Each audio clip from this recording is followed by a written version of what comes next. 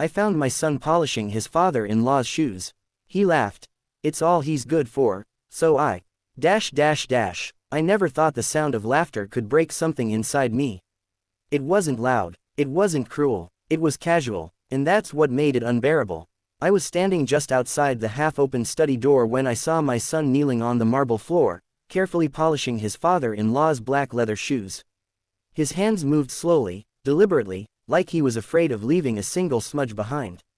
Then I heard it. It's all he's good for. Someone laughed. And my son, my own son, laughed too. I wasn't always this man who stood outside doors listening to conversations that weren't meant for him. Once, I was a father my son used to run to. His name is Armin. From the moment he was born, he clung to my finger like it was the only thing anchoring him to the world. I worked 2 jobs when he was small. I skipped meals so he could have the best school supplies. I remember sitting beside him during exam nights, pretending to read the newspaper while secretly watching him solve math problems. He would look up and say, "Abu, when I grow up, I'll make you proud." And I believed him, not because I expected wealth or status from him, but because I believed in the kindness I saw in his eyes. We were never rich. I was a clerk in a small office, handling files that no one else wanted to touch. My wife, Samina, passed away when Armin was 14. After that, it was just the 2 of us. We learned to cook together. We burned rotis together. We cried quietly in separate rooms so the other wouldn't feel heavier. That kind of shared grief builds something unbreakable.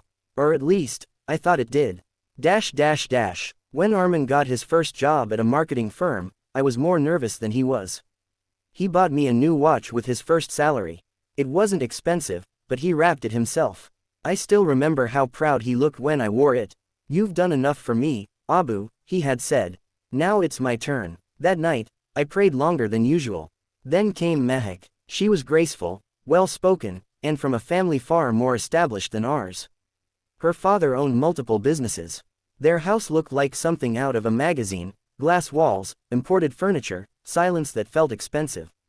The first time I visited their home, I noticed how carefully Armin adjusted his shirt collar before ringing the doorbell.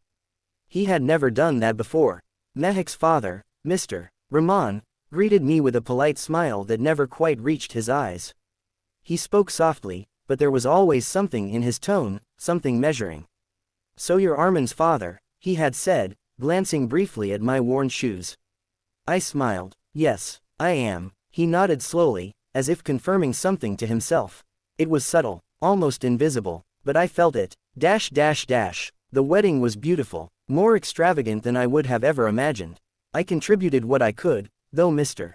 Rahman insisted he would handle most of it.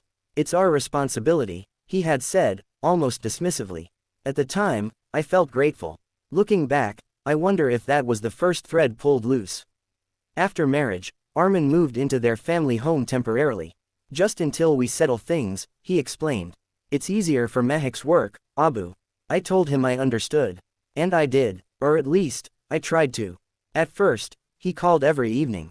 Then every few days. Then once a week. "It's just busy here," he would say. "There's a lot to manage."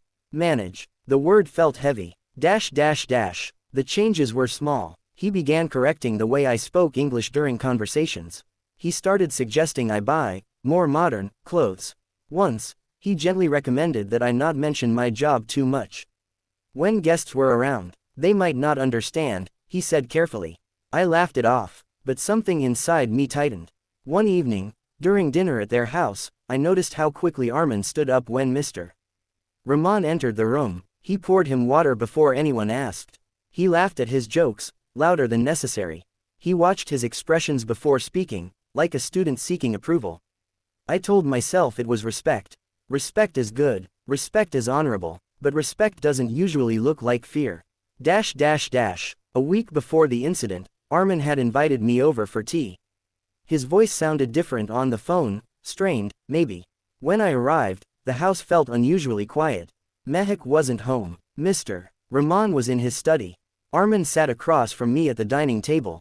He avoided eye contact. "Everything all right?" I asked. "Of course, Abu," he replied too quickly. His hands were restless. His shirt sleeves slightly rolled up, revealing faint polish stains on his fingers.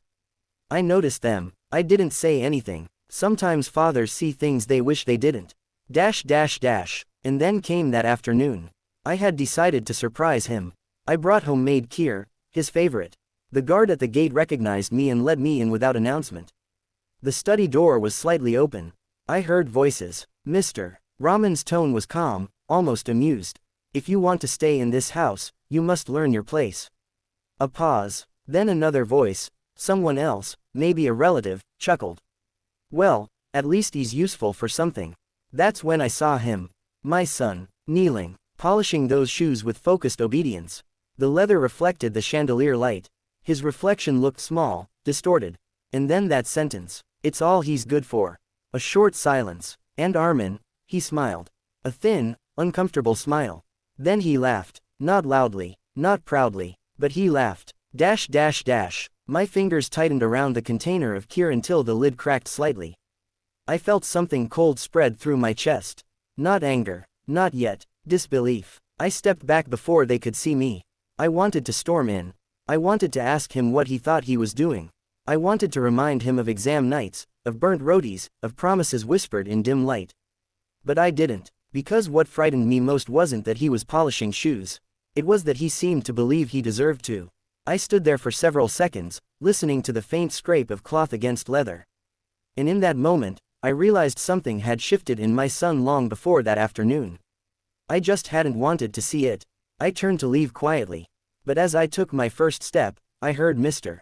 Raman say something that made me freeze in place. Next week, we'll discuss your father. Silence. Then Armin's voice, low, hesitant. Yes, sir. And that was the moment I understood. This wasn't about shoes. This wasn't about respect. This was about something much bigger. Something that involved me, and whatever they were planning, it was going to change everything. I didn't know yet how deep the betrayal would go. But I knew one thing. The laughter I heard that day wasn't the beginning. It was the warning. I found my son polishing his father-in-law's shoes. He laughed. It's all he's good for, so I did not sleep that night. Not because I was angry, but because I was afraid of what I was about to lose. When Mr. Raman had said, next week, we'll discuss your father, and Armin answered, yes, sir, something inside me shifted. It wasn't the shock of being disrespected. It was the realization that I had become a subject. A discussion, a problem to be managed. The next morning, I didn't call Armin. I waited. Sometimes silence reveals more than confrontation ever could. 3 days passed before he finally called me. Abu, are you free tomorrow evening? His voice was careful, measured. For you, always. There was a pause on the other end. Mr. Raman would like to speak with you.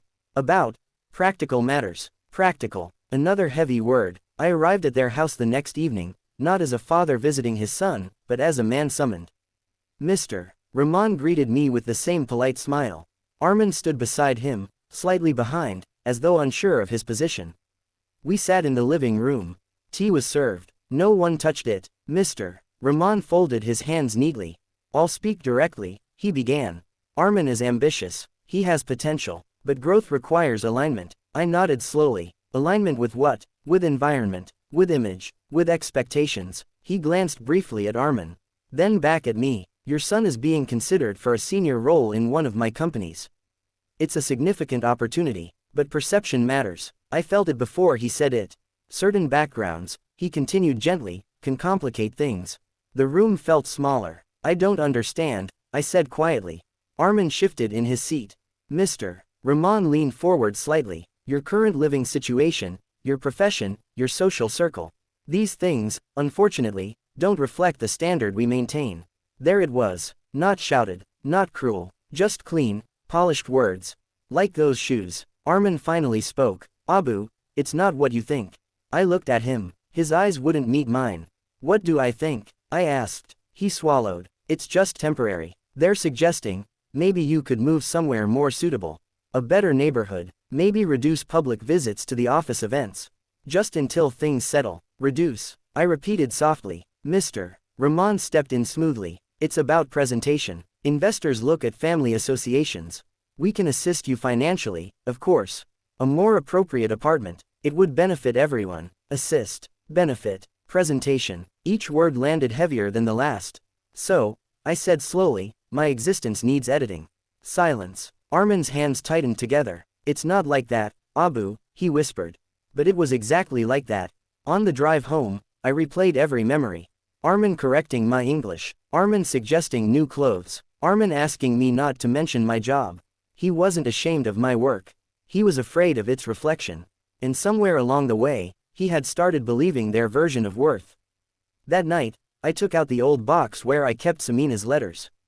She used to write little notes and hide them in my coat pocket. One of them read, "Raise him to be kind, not impressive." I sat there for hours. Kind, not impressive. Where had we lost that line? A week later, Armin visited me alone. He looked exhausted. There were dark circles under his eyes I hadn't noticed before. "I didn't mean for it to happen like this," he said quietly as soon as he stepped inside. "Like what?" I asked. He looked around our small living room. The faded curtains, the old wooden cabinet, the watch he had given me still ticking on my wrist. "They keep saying it's for our future," he said, "for stability, for growth. They say sacrifices are necessary. And you agree?" I asked gently. He hesitated. "That day," I said slowly, "when you were polishing his shoes, did you believe that was necessary too?" His face drained of color. "You saw that?" "Yes." He looked down. "It was just a gesture," he muttered. "He was testing me. He says humility builds character."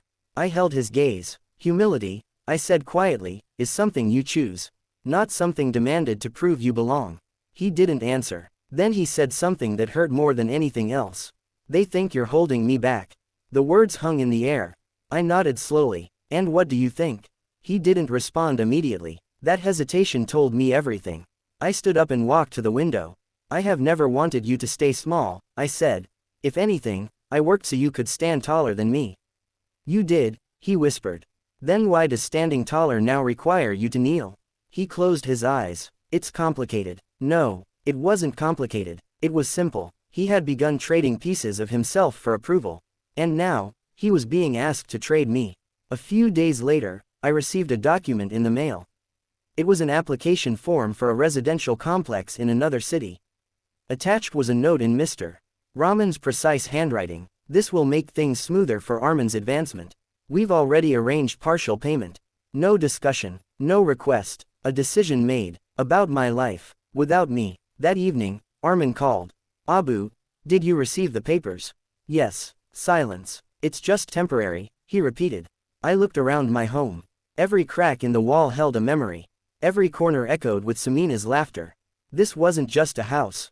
It was history. "Tell me something honestly," I said. He didn't answer immediately. "If I refuse, what happens?" Another pause. "Longer this time. They'll reconsider my position," he admitted quietly. "And you?" His voice broke slightly. "I don't know." That was the moment the betrayal truly began. Not when he polished the shoes. Not when he laughed. But here, in this uncertainty, in this quiet calculation of my worth against his opportunity. I realized something painful. He wasn't choosing between me and them. He was choosing between who he used to be and who he was becoming. And I didn't know which version would win. I held the phone tighter. "I will give you my answer tomorrow," I said calmly. "Abu, tomorrow." I ended the call. Then I sat alone in the silence of the home I might soon leave. And for the first time in my life, I prepared myself not to protect my son's future, but to protect what little remained of his soul. Because whatever decision I made next would either save him or lose him forever.